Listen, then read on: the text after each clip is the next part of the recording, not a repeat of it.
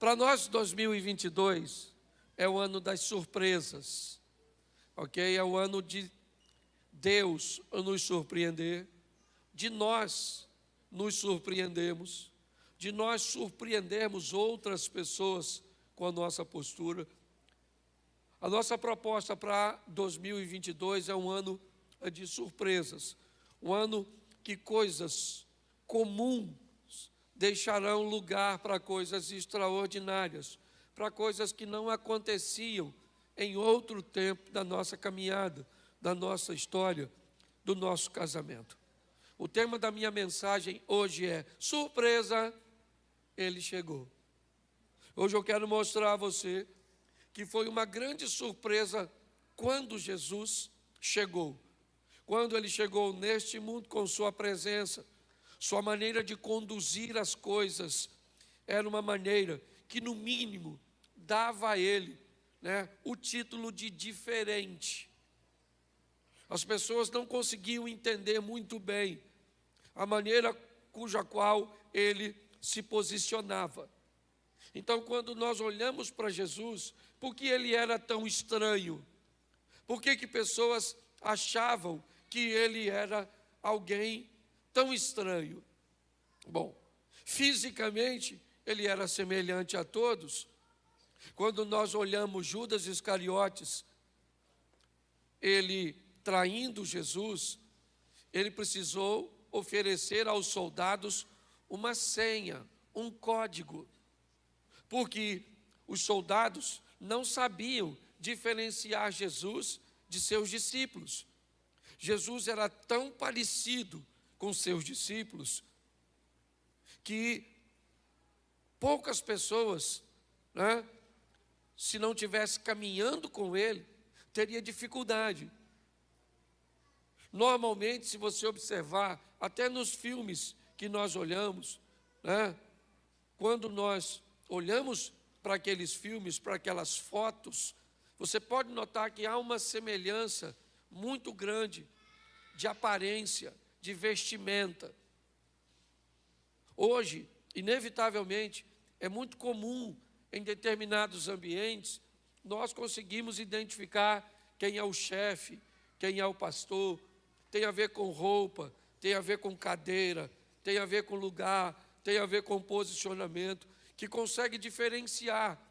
Jesus, ao contrário, certo? Ele buscava se fazer próximo, ele buscava se fazer igual às pessoas no que diz respeito à aparência, mas bem diferente no que diz respeito a valores e postura. Então, fisicamente, ele era igual, mas quando ele se comportava, ele era diferente. Então, para todos era uma grande surpresa. Por quê? Porque ele traz um modelo novo, um modelo diferente. A maneira, e é isso que eu vou mostrar a vocês hoje. Ele chegou, e quem é ele? Ele é o diferente. Mas diferente por quê? Ele se veste diferente? Não, ele se veste igual a todo mundo. Por quê? Porque ele não frequenta a festa? Não, ele ia às festas. Por quê? O que fazia de Jesus, alguém diferente dos demais? O posicionamento de seus valores, a maneira cuja qual ele defendia aquilo que ele acreditava. Jesus era altamente influente, altamente, uma capacidade muito alta de influenciar. Esqueça a sua divindade, porque se Jesus fazia isso porque era Deus, com certeza nós não vamos poder replicar o modelo, porque nós não somos. Se Jesus usava algum poder divino para buscar exercer esse nível de influência, nós não teremos sucesso. Por quê? Porque nós não temos esse poder. É importante você entender que tudo que ele conduzia com a sua humanidade, com a maneira de ser um ser humano, porém a postura e o posicionamento dele era diferente. Tá? Eu vou pedir só aí para ter cuidado com a criança se fizer barulho, tá bom? Tem o berçário ali, dá um pulinho lá, tá bom? Então, olhe para mim, João capítulo 7, verso de número 46, é o primeiro texto que eu quero colocar. Eu quero colocar a princípio 3 textos com vocês. João 7,46. Responderam os servidores: nunca, repita comigo, nunca. Nunca homem algum falou assim como este homem. Preste atenção, porque aqui nós vamos notar o primeiro ambiente que eu quero citar para vocês sobre a diferença de Jesus. Quem são os servidores aqui? Me parece que alguns soldados ou alguns homens preparados e enviados pelos escribas para pegar Jesus, prendê-lo, capturá-lo e levar à presença deles, me parece que a princípio para um simples interrogatório. Aí os servidores vão para lá onde Jesus está ensinando, está pregando, com o propósito de prender Jesus. Quando eles chegam, provavelmente tem bastante gente e eles não vão se arriscar prender Jesus naquele ambiente onde ele está rodeado de pessoas que querem ouvi-lo. Vai gerar confusão. Então, inevitavelmente, eles param para escutar o que Jesus está dizendo, para depois que escutar Jesus falar, ele diz: espera ele falar, quando essa multidão for embora, a gente vai lá e prende o homem e leva. Só que quando eles começam a ouvir Jesus, ele descobre que ele é bem diferente de todos os homens que eles já ouviram.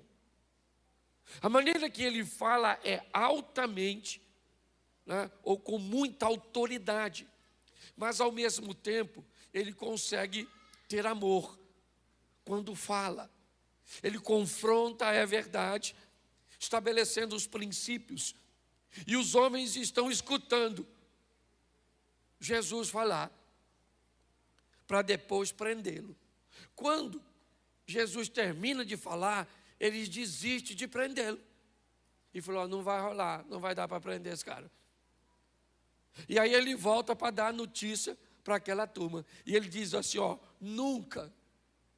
Eu fico imaginando a cara dos escribas e fariseus. Diz: olha, nunca nós escutamos, nunca homem algum falou com este homem igual a ele. Em outras palavras, eles estão dizendo: cara, além de nós não prendermos, quase que a gente não volta. Quase que a gente fica por lá e vira discípulo dele. Por quê? Porque ele é muito diferente de todos vocês. Sabe? Nunca homem algum falou desse jeito. Segundo texto, João, capítulo 9, verso 32. João 9, 32, dá uma olhada nesse texto. Desde que o mundo é mundo, nunca se ouviu que alguém abrisse os olhos de um cego de nascença. Preste atenção que novamente o texto diz que nunca, não havia ninguém. Jesus chega para romper com o modelo. Dá uma confusão danada, porque ele cura um cego. Era sábado esse dia, os caras não gostavam. Por que os caras não gostavam? Porque eles não tinham autoridade para curar ninguém. Então, quando eles viram Jesus fazendo algo, eles criaram um problema. Eles estão questionando a cura do cara. Jesus acaba de dar vista para um cego, e aí estão interrogando o cego: como é que você ficou curado? Ele falou: foi o Jesus aí, rapaz, passou aqui, cuspiu, fez um lodo, passou no meu olho, mandou eu me lavar. Quando eu voltei, eu estava vendo. E alguém falou: não pode, ele é do diabo. Ele falou: rapaz, não quero saber se ele é do diabo, eu quero saber só uma coisa: eu era cego, agora estou vendo, mano. Não, chama o pai dele, que isso é, entendeu? Uma fraude. Aí chamaram o pai e a mãe do cego. Primeira vez que o cego está vendo os pais. Lá vem os pais. Eu imagino ele perguntando: são eles? Que é a primeira vez que vejo, sou de nascença. E aí os pais viram o ex-cego. E aí os escribas começam a interrogar os pais: esse aqui é filho do senhor? Ele falou: é, meu menino. Ele era cego? Quando saiu de casa hoje, era. Mas como é que ele está vendo? Ele falou, aí, eu não sei. Pergunta a ele aí. Aí volta para o cego, ou para o ex-cego, e disse, como é que você está vendo? Ele falou, vou falar com você, o camarada cuspiu, fez um logo, já falei 3 vezes. Ele falou, não pode, esse cara tem demônio. Ele falou, vou falar uma coisa para você, desde que o mundo é mundo, nunca se viu ninguém. Mas hoje é sábado, dane-se, que hoje é sábado. Ainda bem que ele é diferente, quebra protocolo para fazer o bem. Ele não quebra princípio, mas quebra protocolo. Então preste atenção, Jesus era extremamente diferente. Por isso que ele chamou você para servir a ele. Por quê? Porque você também, tem hora que você é cego. Tem hora que nós somos uma mula. Certo? Ah, mas ele não sabia disso. Sabia, mas ele é diferente. Qualquer um que chegasse para chamar discípulos, iria onde? Numa sinagoga. Ele vai caçar os pescadorzinhos, cobradorzinhos de imposto. Só uma turma. Certo? Se você der uma olhada nos discípulos de Jesus, nem diácono seria aqui na igreja. Se depender da nossa seleção aqui, ninguém pensa. Judas ia sentar onde? E o Tomé, que precisava ver para crer. E o André, que levava tudo na brincadeira. Tem um garotinho aí que tem 5 pães e 2 peixinhos. O que é isso para tanta gente? E o Pedro, que puxava uma faquinha para atacar os outros. E o Tiago, que era chamado filho do trovão. Pensa, isso é quase uma quadrilha. Certo? Provavelmente eles não teriam requisitos para cumprir o nosso protocolo. Mas Jesus não trata como nós tratamos. E é por isso que Ele nos ama e nos chamou. Porque sabe do potencial que nós temos. E muito desse potencial sequer ainda se revelou. Então nunca foi o que disse esse cara. Nunca se ouviu. O que ele está fazendo é algo que nunca foi feito. Coloca o último texto aqui. João 3:2. João 3:2. É uma narrativa de Nicodemos. Este foi ter de noite com Jesus e disse-lhe, Rabi, bem sabemos que és mestre vindo de Deus, porque ninguém pode fazer esses sinais que tu fazes, se Deus não for com ele. Presta atenção, nunca se ouviu que alguém falava assim. Nunca um cego de nascença viu. Nunca, certo? Ninguém pode fazer isso que o Senhor faz, se Deus não for com ele. Note que todos os textos diz que Jesus é diferente. E o que ele falou para mim e para você, seja diferente também. Ah, pastor, eu sou. Lá no meu trabalho, não me misturo. Ah, pastor, eu sou diferente. Eu não vejo televisão, eu não vejo nada, sabe? Estou esperando Jesus voltar. Não é disso, não. Ah, pastor, eu uso uma saia lá em cima. Ou melhor, lá embaixo. Certo? Falei, lá em cima parece ter rabo de cavalo crescendo para baixo. Certo? Então, o que é saia para a gente? Para a gente, projeto recomeçar. Ela não é nem aqui e nem aqui. É só descer um pouco, mediana. Você está entendendo? É equilíbrio. Então eu vou te mostrar agora por que é que ele, já deu para notar que ele é diferente. Mas olha como ele vai agir, é que vai tumultuar a cabeça de todo mundo. Ele entra no lugar que ninguém entra e não é para ser influenciado, é para ser um influenciar isso. Porque tem gente que pode usar o que eu estou... Pastor, por isso que eu vou no boteco. Para influenciar. Eu até tomo um negocinho assim, mas eu prego a palavra. Não é disso que eu estou falando. Certo? Então preste atenção nesse texto, nesses textos. Vai ser rapidinho que a voz está bem. Primeiro, Jesus começa a quebrar um protocolo bem difícil daquela época. Conversar com mulher que não fosse a dele. Isso já era um problema. Se tivesse sozinha então, se iniciasse um diálogo, era pior ainda. E ele começa a quebrar algumas coisas. E só para você entender, vamos lá, já que ontem foi o Dia Internacional da Mulher, então, aqui meio atrasado, ainda que eu tenha mandado aí uma homenagem para vocês ontem, certo? Mas feliz Dia Internacional da Mulher. Louvado seja Deus pelas mulheres. Tem mulher aí?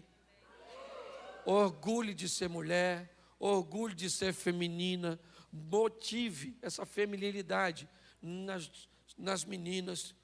Bota brinquinho, bota batom, bota mesmo, maneira, veste umas roupinhas. Se tem um troço que eu não gosto é de ver mulher com aparência de homem. Porque o homem é feio. Certo? Então, por favor, certo? Cuide dessas meninas. Louvado seja Deus pelas mulheres. Eu não gosto muito de feminismo, porque feminismo não gosta de mulher.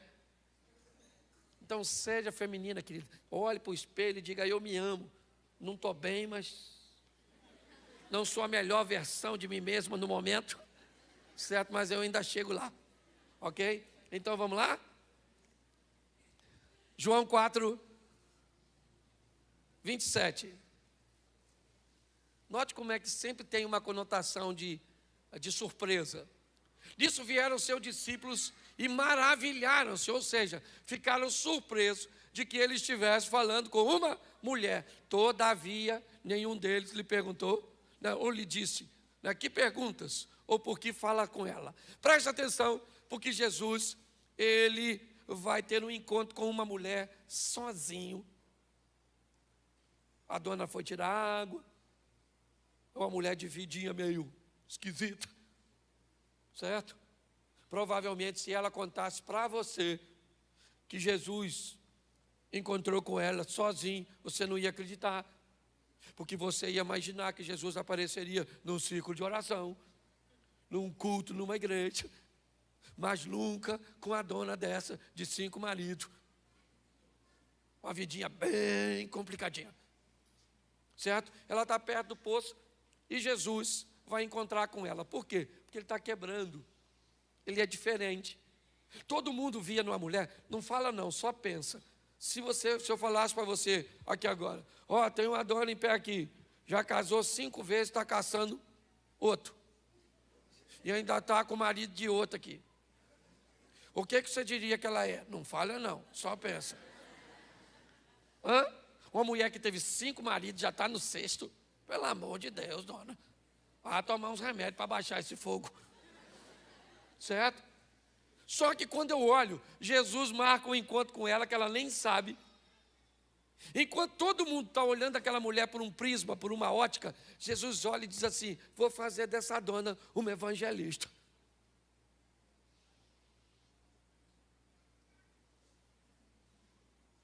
Essa? Jesus sabe quem ela é, não. Essa dona vai virar evangelista. Sabe o que mais me encanta nesse texto de João 4? É que Jesus manda 11, ou melhor, 12 de seus discípulos ir a Samaria comprar comida. Eles entram na cidade de Samaria, compram comida e não chama ninguém para ter um encontro com Jesus. Volta os 12 caras trazendo comida sem ninguém. A mulher vai sozinha. Chegou lá e falou para os homens, aí, encontrei um cara lá na beira do poço. Alguém falou, novidade, dona. A senhora encontrar um homem, fala algo novo. Ela falou, não, eu estou falando sério. E eu tenho quase certeza que ele é o Messias. Você não falaria assim? O Messias? Conversando com a senhora? Ele apareceria para qualquer pessoa, dona, mas não com os seus atributos. Ela falou, estou falando, contou tudo que eu tenho vivido. E os discípulos que vão à cidade voltam sem ninguém, e a mulher que vai sozinha leva um montão de gente. Pare para pensar. Ao quebrar os paradigmas, a romper de uma forma diferente, Jesus é capaz de transformar alguém que ninguém dava nada por ele em um potencial extraordinário para a expansão do seu reino. Deus não escolheu você e a mim por acaso. A minha vida era tão ruim que essa moça estava me namorando. E era meu tio que me criava. Meu tio falou para ela aqui, ó, larga esse menino que isso não tem futuro, isso não vai a lugar nenhum. Isso não é nada e provavelmente daqui uns anos não vai ser coisa nenhuma. Olha que palavra profética extraordinária do homem que me amava, que era meu tio. Só que ele me olhava pelos olhos humanos, enquanto a ótica de Deus estava sobre a minha vida. Deus sabe quem você é, não está enganado, Ele chamou você, sabe, porque pode fazer a sua vida ser extraordinário nessa terra, aqui. Tome posse disso.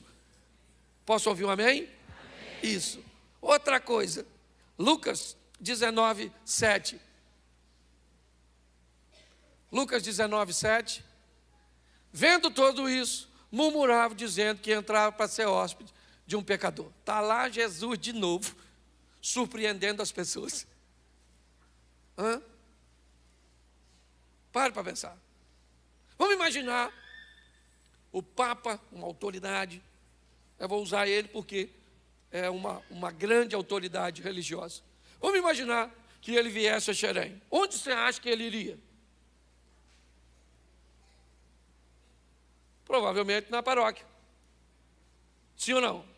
Sim ou não? Ali para dentro, eu não sei se tem ainda, mas tinha a Casa da Luz Vermelha. Isso. O moço que algumas pessoas chamavam de sogro. Você acha que ele iria lá? Sim ou não? Sim ou não? Sim ou não? Claro que não. É a imagem dele. Pare para pensar. É a nossa imagem. Não estou falando mal. Estou usando ele porque é uma autoridade. É só isso. Eu estou dizendo o programa cujo qual nossa mente está estabelecida. Quando Jesus chega em Jericó, passando por Jericó, ele vai à casa de um cara que ninguém iria. Ele entra na casa do Zaqueu para comer com ele, para sentar com ele. Mas as pessoas não gostam disso. Por quê? Porque ele comia com pecadores. Ele conversava com mulheres. Ele conseguia enxergar nas pessoas coisas que as outras pessoas não conseguiam. Então ele estava sempre agindo de forma diferente. Quando Jesus termina o encontro com a mulher samaritana no poço, ela está diferente e ele está o mesmo. Quando Jesus sai da casa de Zaqueu, Jesus continua o mesmo e Zaqueu está diferente. Preste atenção. As pessoas ficam surpresas com o que ele está fazendo, mas o que ele está oferecendo é um modelo para mim e para você. É isso que aconteceu. Nossa, todos murmuravam e ficavam dizendo do lado de fora: olha, o seu mestre come com o pecador, já já ele vai estar pecando. E no final da reunião, Zaqueu se levanta e faz uma confissão. E Jesus disse: hoje veio a salvação a essa casa, porque também este é um filho de Abraão. Então dá licença agora que eu estou indo embora, mas cumpri o meu propósito aqui. Ele era diferente e surpreendia-se, ou todos se surpreendiam com ele. João 8, 9. João 8, 9. Isso. Quando ouviram isso, saíram um a um, a começar pelos mais velhos até os últimos. Ficaram só Jesus e a mulher que estava no meio. Preste atenção. Essa é a mulher adúltera de João 8. Jesus agora vai, me parece, entrar no ápice de uma confusão mental daqueles que estão perto dele. Jesus vai defender alguém que está errado. É um momento muito importante. Tem diversas testemunhas que trazem a mulher. Ela foi pega em flagrante de adultério. Não é falso testemunho. Ela estava adulterando. Todo mundo sabia que ela estava adulterando. Não havia uma informação equivocada. Mas agora Jesus vai quebrar. Ele vai defender alguém, mesmo sabendo que esse alguém está errado. Esse é um campo bem minado para Jesus. Tão minado que uma decisão dele equivocada pode fazer com que ele seja apedrejado também, contrariando uma lei de Moisés. Quando eles observam que Jesus o que Jesus está fazendo, eles ficam confusos. Mas o desfecho dessa história é muito interessante. Porque você pode dizer para mim, pastor, Jesus está defendendo uma mulher que estava errada? Não. Ele não está defendendo uma mulher que está errada. Ele está defendendo uma mulher que cometeu um erro e está sendo julgada e condenada por pessoas que também erram. É isso. O que ele teve foi a coragem de dizer para todo mundo o seguinte: vocês não têm moral para julgar essa mulher e dar uma pedrada nela. O único aqui nesse ambiente que poderia apedrejá-la sou eu, e eu não vou apedrejá-la. Acabou. Vocês podem ir para casa guardar a pedrinha de vocês, porque vocês não vão matar ninguém. O que ele está fazendo, gente? Ele está surpreendendo as pessoas, dizendo para mim e para você: eu sei quem você é, eu vou terminar expondo isso para você. Mas ele te defende mesmo sabendo que você mente. Ele te defende mesmo sabendo que você rouba. Ele te defende mesmo sabendo que você tem vícios.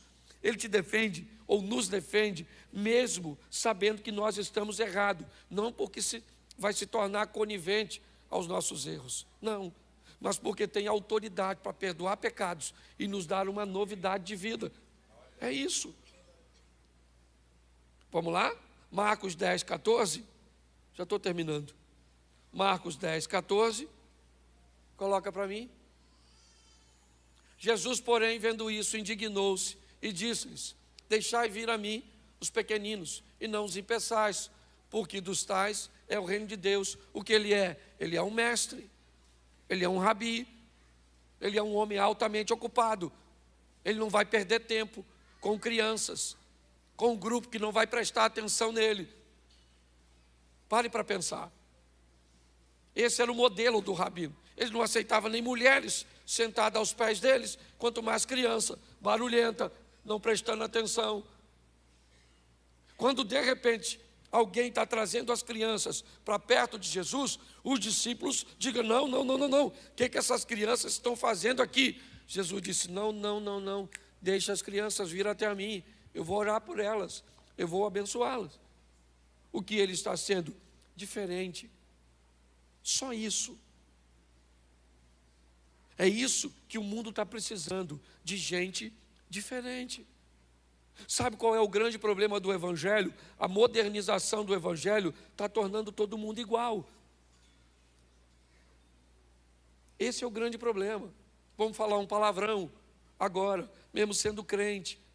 Por quê? Porque o palavrão é só para ativar, é só para fazer alguma coisa, para extravasar. Vamos nos vestir como todo mundo está se vestindo.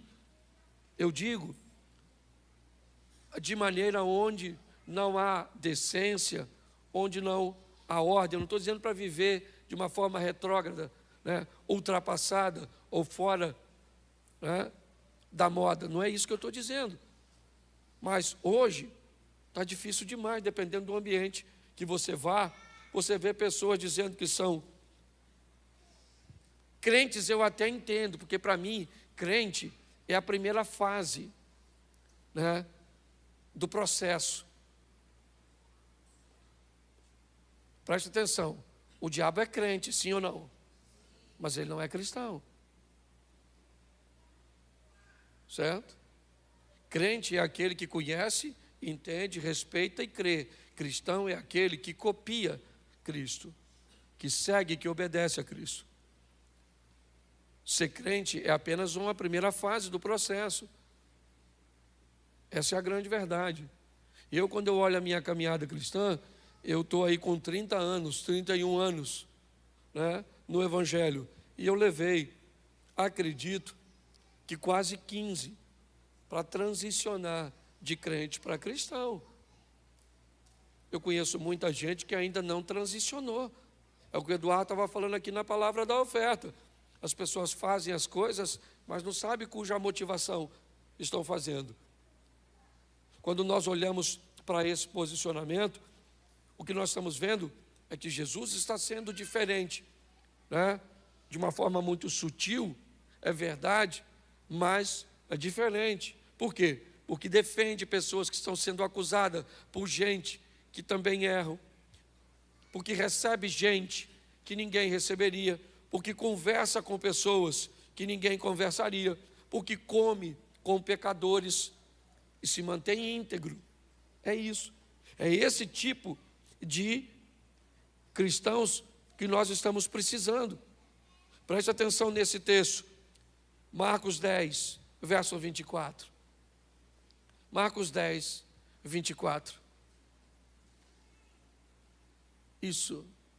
E os discípulos se admiraram dessas suas palavras, mas Jesus, tornando a falar, disse: filhos, quão difícil é para os que confiam nas riquezas entrar no reino de Deus. Os discípulos agora ficam apavorados. Jesus acaba de dizer para um milionário, um cara cheio da grana, um garoto, um rapaz. Jesus disse: olha, vai, pega tudo que tu tens, dá aos pobres, dá para os pobres tudo que tu tem. Depois você vai ter um tesouro no céu, e aí você vem e me segue. Eles disseram: não, não é isso. Você tem que falar para ele que ele tem que se converter, pegar o dinheiro dele, ser dizimista, ser ofertante. O senhor está rompendo o modelo.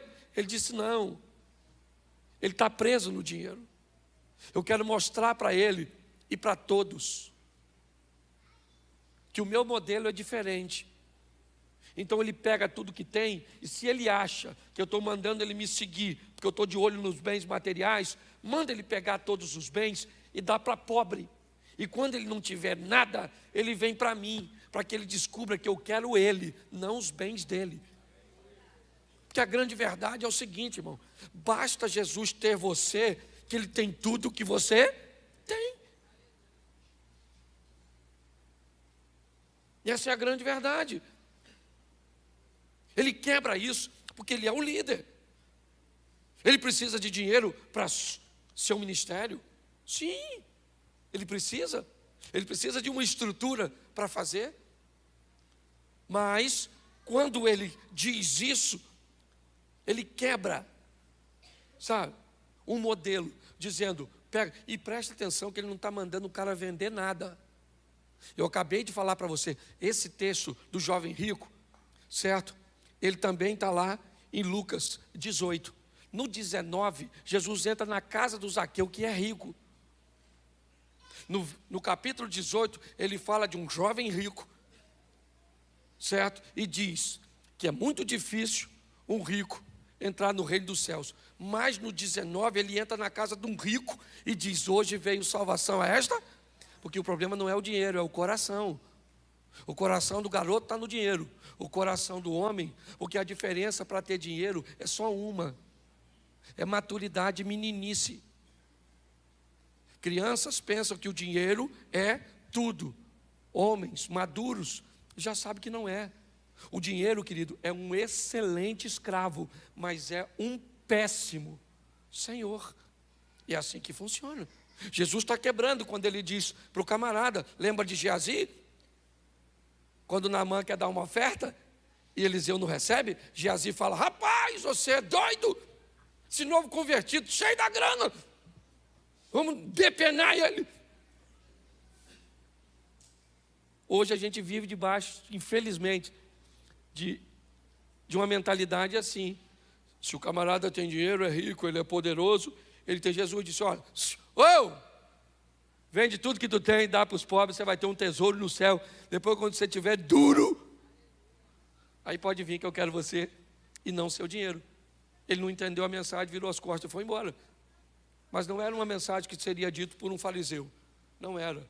O próprio Judas, quando viu a mulher derramar um unguento nos pés de Jesus, disse: isso poderia ser vendido.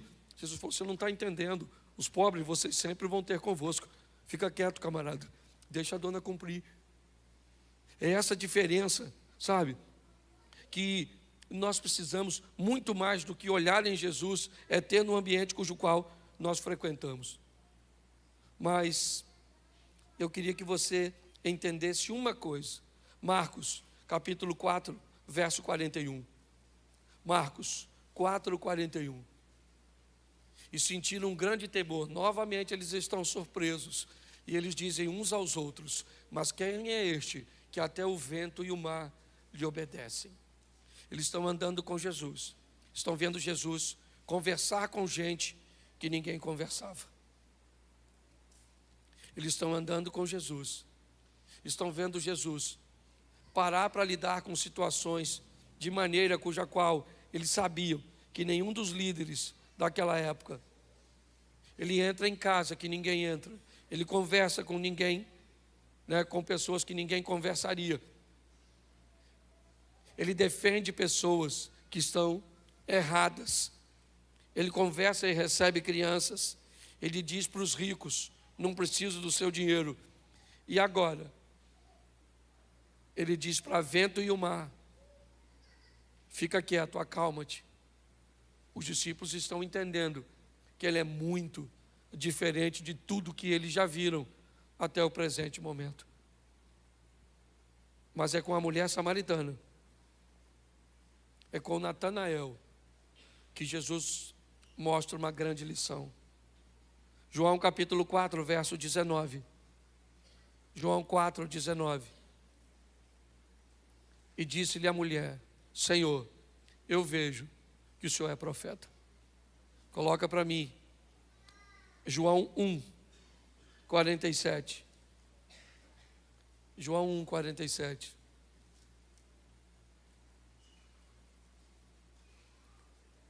Jesus viu Natanael vir ter com ele e disse dele: eis aqui um verdadeiro israelita, em quem não há dolo. Bota o verso 48 para... Isso. Disse-lhe Natanael: de onde o Senhor me conhece? Ou de onde me conheces tu? Jesus respondeu e disse: antes que Filipe te chamasse, eu te vi, estando tu debaixo da figueira. Preste atenção e eu termino aqui. Jesus disse para a mulher samaritana: você não sabe quem eu sou, mas eu sei quem você é. Jesus disse para Natanael: você não faz ideia de quem eu sou, mas eu sei quem você é. É importante nós entendermos isso.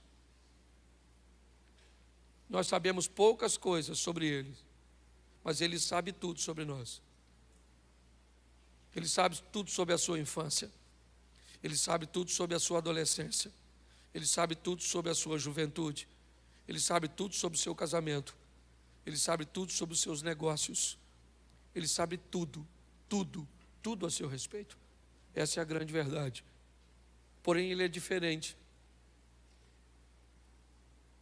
Talvez qualquer pessoa que soubesse tudo sobre nós usaria um pouco desse tudo para nos constranger, para nos pressionar. Mas ele não. A proposta dele é dizer: eu sei quem você é. Eu sei que você está errado, mas eu vou te defender. Eu sei que ninguém gostaria de comer com você, mas eu gostaria. Eu sei que ninguém gostaria de estar perto de você, mas eu quero. Mas eu não mereço. Pois é, eu sei quem você é, eu não estou enganado. Eu quero mudar a sua história. Eu quero ter a oportunidade de entrar na sua vida e mudar a sua história para sempre. A grande questão é: as pessoas precisam se surpreender quando você sair da igreja com Jesus. Essa é a grande verdade. As pessoas precisam se surpreender com as suas ações, com os seus posicionamentos, com a sua fala, com a sua conduta, com as suas postagens. Elas precisam surpreender, ou se surpreender, quando olhar para você. E a surpresa tem que ser de uma forma positiva, onde você mostre que você é diferente. É só isso. Jesus nunca disse: olha, gente, eu sou diferente dos demais, eu sou melhor do que os demais.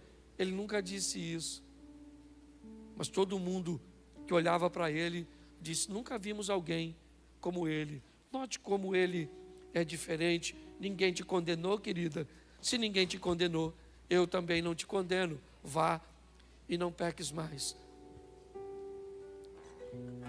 Preste atenção. Nós temos falado isso o tempo inteiro aqui. Você está à espera de um reino que já chegou. Você está à espera de uma estrutura espiritual que já está disponível para você. Já está disponível para você. Eu vejo pessoas nadando e gritando: eu estou com muita sede. E nadando na água doce. Era só parar um pouquinho e beber e saciar a sede. Quebrar esse modelo mental tem sido um grande desafio nosso. Porque tem pessoas esperando Cristo voltar para viver o reino. Mas Ele disse na sua oração: venha o teu reino. Venha o teu reino agora. É só isso. Seja diferente. Não dizendo que é diferente, mas fazendo com que as pessoas vejam. O fulano é diferente na hora de negociar. Nossa, você negocia desse jeito? Nossa, você age dessa forma? Ah, é. Eu me posiciono assim.